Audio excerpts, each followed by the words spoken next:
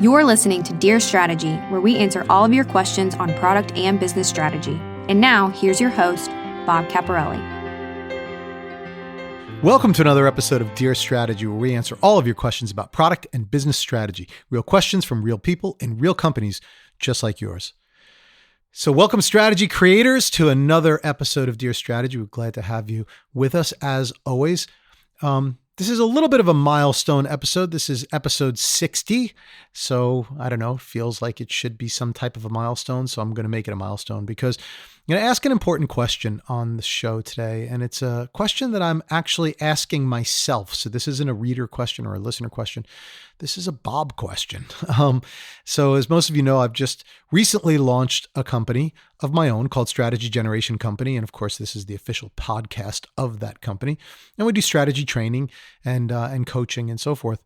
And, when you launch a new company into what is a fairly mature market, right? It's strategy training and planning and coaching and so forth has been around for a long time. So, you have to find your differentiated position. You have to find the things that you bring to the market that are a little different than other people. And I think we've done that. And of course, go to strategygeneration.com and you can see for yourself and let me know and give me some feedback if you think I haven't hit the mark. But, when you're launching any kind of a company, you really have to ask yourself the question about what is the market and is there a need and all those things. And I think you never stop asking yourself those questions, or at least you shouldn't. And I ask myself that all the time. So I happened to be poking around LinkedIn the other day, and I was going through my news feed or whatever it is, and I saw that a former client of mine had posted an article, and it was an article from Forbes that was written back in 2016. And the title of the article really caught my eye. And it was, "Strategic Planning is Dead." So of course I clicked on it, and it took me to, an article that was a quick read, pretty interesting. But the main thought process in the article was that in today's fast-paced technology world, the idea of 3 and 5 and 10-year strategic plans in large companies or any company is dead. It's not something that companies can sustain themselves anymore because things just move too fast. So my question that I asked myself after reading that is, Dear Strategy, is strategic planning dead? Because it's an important question for me, certainly. I mean, if I'm building a training and coaching company based on strategy, right? It's all we do. Then this is a really important question. Now, before I answer it for myself, I have to say that this is not the first time the question has been posed. You go back to 1994, and probably one of the most famous challenges to strategic planning came from Henry Mintzberg, who's one of the fathers of strategic thinking. And he wrote a series of articles and a book ultimately called The Rise and Fall of Strategic Planning, where he proposed that strategic planning was on the outs, right? And it needs to be replaced by, or at least supplemented by, strategic thinking. And the thought process was strategic planning was more about the analysis, whereas strategic thinking was about the synthesis and the creativity and intuition. So it's not just about the data, it's about doing something with the data, right? And I, by and large, agree with that. But that really is contingent upon definitions, right? You have to say that strategic planning is just about the analysis, which I'm not sure that I agree with that position. But all of this to say that, the question has been asked, right? And his conclusion, at least my interpretation of it, was that you can't just plan. You have to do a combination of planning and future thought process, future vision, and put those things together. And that's where strategy needs to go. But here's the thought process that I have around the term strategic planning. I don't think we should pigeonhole it into just the analysis part of strategy. So the process that I have, of course, in Strategy Generation Company, the process that I teach, analysis is absolutely a part of strategic planning, but it isn't the only part, right? You have to analyze where you are so that you can determine ultimately where you want to go. And if you really believe that strategy is a creative endeavor, as I do, then you're not going to take the analysis out of that. And if you are really a creative person, you'll understand what I mean. Because, for example, I do a lot of music. I'm a musician. I'm a composer. I write a lot of different artistic and creative endeavors. And I always equate strategy back to music and composition and composing. And in fact, I think that's one of the reasons that I gravitated towards strategy, is because of that creative side that I have.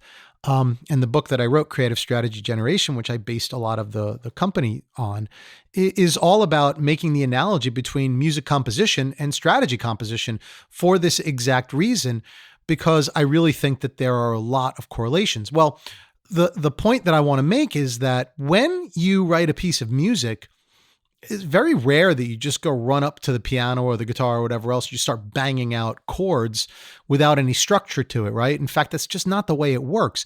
In fact, the people that are songwriters spend time on their craft. They spend time learning their instrument. They spend time understanding the patterns of music, how different chords and notes go together, what sounds good, what doesn't sound good. And this forms the basis of their knowledge, right? And only from that base of knowledge do new ideas spring forward. It's all based on a foundation. So I'm basing my new songs and my new compositions on music theory, on patterns that have been around for centuries and centuries and centuries. And I learn those things and I study those things. And then from that sprouts new enhancements, new ideas, new paths, right? And that's where the creativity comes from. And it is exactly the same thing, in my opinion, at least, in strategic planning. When you develop a strategy, if you believe it is a creative endeavor, as I do, the creativity needs to come from somewhere, right? It's not just going to spring into your head. It's not just going to hit you like a bolt of lightning. It's got to come from somewhere. And where it comes from is the analysis that you do on observing the world around you in the form of the company, customers, competitors, all the things that we talk about. But that kind of baseline analysis is important.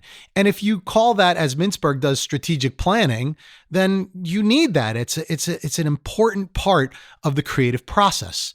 So I really believe that strategic planning, if that's where you stopped, that is not what I would recommend. But strategic planning as an integral part of strategy creation, I absolutely believe that is still alive, kicking, and well, and more than that, required, right? As for the newer version of the article, strategic planning is dead, and the thought process that companies shouldn't plan, 3, 5, 10 years. Well, I definitely agree with the fact that technology is moving fast, and you definitely can't rely on the fact that if you put a 5-year plan in place, that it's never going to change. You have to have strategy being dynamic. But to propose that you shouldn't plan at all or have any kind of long-range planning, I think, quite honestly, is irresponsible and ridiculous, because then what happens is companies are just going after any opportunity that they find, right? And then they become spastic. They're just jumping at anything, anywhere where you can make money. Anybody who tells you, I want this, I want that, I need this, I need that, then they're zigzagging all over the place. And I just don't think that a company can stay in business that way. You need focus, you need a purpose, and you need to make sure that you have some plan to keep you on track to that purpose. And that doesn't mean that the plan never changes. That doesn't mean that the plan's not dynamic. But to think that there shouldn't be a plan that you could at least have to help guide you, again, I just do not agree with that at all. So anyway, that's my 2 cents. If any of that resonates with you, drop me a line. Let me know what you think. You can go to strategygeneration.com and you can contact us there, or go to dearstrategy.net and click on the Ask a Question link, and you'll have an option there to either ask a question or make a comment. And go ahead and let me know what you think. Or I'm going to be writing a blog on this as well that I do for every episode. And, go and check out that blog. It'll be episode 60, the blog section of the website, and you'll have a place that you can leave comments. I'd really love to hear people's thoughts on this and what you think about this idea of strategic planning being dead. So anyway, a little bit of food for thought, I hope. All opinion, but hopefully it helps in some way. And if it sparks some inspiration or imagination for you, well then, mission accomplished. So for all of those strategy creators who are regular listeners to the show, thank you so much for being a part of the community and being part of the show.